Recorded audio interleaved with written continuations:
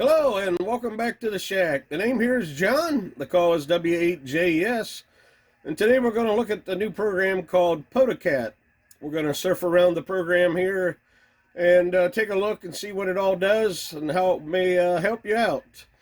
Rig control for parks on the air. Use it at home or at the park. So stick around and we'll get right to it. Discover the ultimate companion for your next outdoor radio activation. PotaCat Software streamlines your logging, tracking, and reporting while in the field.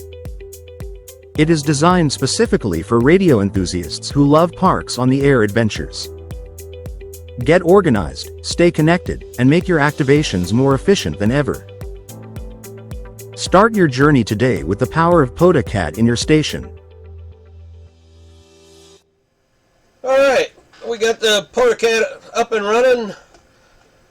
We're in hunter mode. We're running version 109.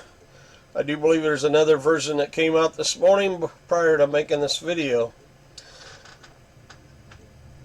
Alright, we'll go into settings. We're in dark mode, hunter mode, and the ECHOCat is turned on as well. Get into that in a minute. Open the settings. Hunter mode again. Our call sign, our grid square. If you want to look up someone's call, use your QRZ information, your call sign, your password. If you want to log to QRZ, you need your API key. Put it here. You can have it miles or kilometers, I think. And your license class, I'm a general. I have this selected. And if someone is doing a spot that's in an extra class frequency, they will not show up in my list. I cannot talk to them anyway. And then our radio is an 891. Sorry about the screen over here. I just have our other camera pointed at it. We got our 891 configured under the cat control. We have the Pota enabled. It does SOTA. And the rest of this stuff, the DX cluster, WSJTX, which will probably be another video. We don't have WSJTX running at this time. The maximum age of the spots is 20 minutes. They normally fall off at 30. And a few other tunings for filters for your radio, for the cat control. And get down here to logging. Excuse me. We got enable the QSO logging. We log with N3FJP. And the N3FJP is also on this machine. The localhost IP and the default port for N3FJP is 1100. On down here, you could also turn on the 250 work all states, CW contest, and 13 colonies, which we'll turn that on later in this year. We normally work that. Like I said, we have it in light or dark mode. In dark mode, light mode is pretty bright for my old eyes.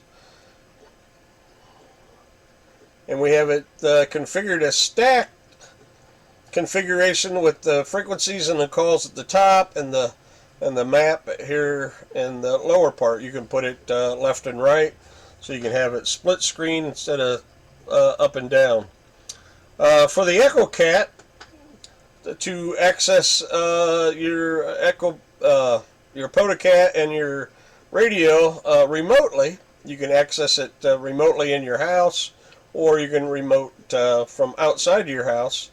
The default port is 7300, which this can be changed, and the token that you can randomly generate or put in, you could just type in your own token code here, something that you could remember easily. And then to access it, you just use your browser on another computer, or your phone or tablet, and this would be the IP address, and you need to put in the HTTPS colon // in the IP address colon the port number 7300. Now, if you want to remote outside of your shack, wherever, PotaCat has to be running, your radio needs to be turned on, and you need to access your outside IP address, which you would need to configure under your router settings to open up the 7300 port, and so so it would point to PotaCat from outside that way. We'll get into that. I'll bring it up on my phone here on the screen in a minute. We'll cancel out of this. We won't change anything, and at the main screen, you select your bands that you want to see. I don't have all the bands selected, like 2 meter and 70 centimeters, 6 through 80 I have. If anybody's on those frequencies, they'll list up here. And I only have the mode as sideband. If somebody's on FT8 or FT4 or whatever, they will not show up as here either. I have all the regions showed up, and then this is our logbook. You could view the logbook here to getting to log a contact. Click on the frequency, which will control your radio as long as you got the cat turned on, which is green over here. We're connected. Click on the frequency. It will change your radio and show you the path down here of wherever the park is being activated at. Make your contact. Once you do that, click log, and another window will pop up. I don't want to click log now because it will automatically log this contact for me. And click log, window will pop up, and then you could change the 599 whatever you want to change any of that settings. That's set at default, and click OK, and then it will also spot this person on the POTA page with your call, and that will respot them as well. So we'll get into the phone, and then we'll show you what the phone looks like. You could do, like I said, you can do it on a tablet or another computer. I'm going to bring it up on my phone, say we're out remote and somewhere else. So give me a second, and we'll bring up the phone on the screen here. Alright, we have our ECHOCat up on our phone with our local IP address, colon the 7300. We type in our token code.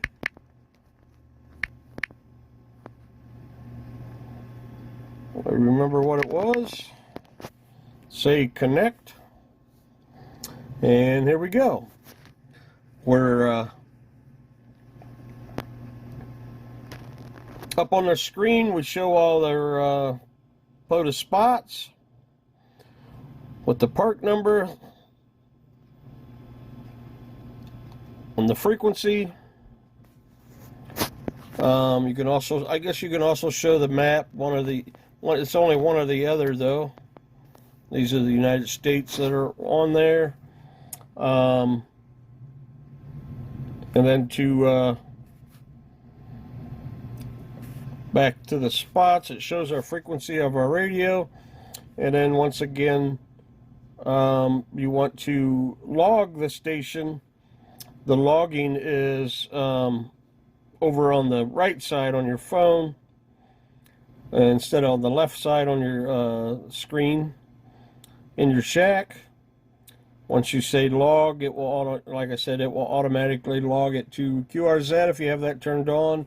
Log it to your logbook, which one you have selected, and then it also logs it into the ECHOCat itself. You could also set this up to activate and then create a log that way. Your push to talk button.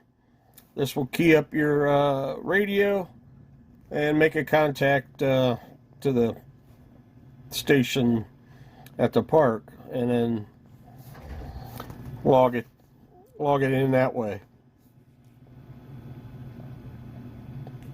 It'll bring up your, if you go to logbook, it should bring up your whole logbook.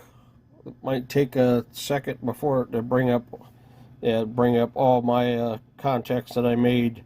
I have a contact in there that I made to myself where I was testing the logging software. I got to go back in there and delete that. So that's what it looks like. Like I said, if you if you're outside your network, you would have to put your outside IP address in, and the same port number, the port number. So that's what it looks like on there. Hope you get a chance to download the software. It's pretty cool and interesting to couple clicks away to make a contact and log everything and respot somebody as well. And can't wait till it gets a little warmer out. I'll be able to get out and do an activation and actually try the software by doing an activation that way. For now, I hope you enjoy the video. Give it a thumbs up and like and subscribe.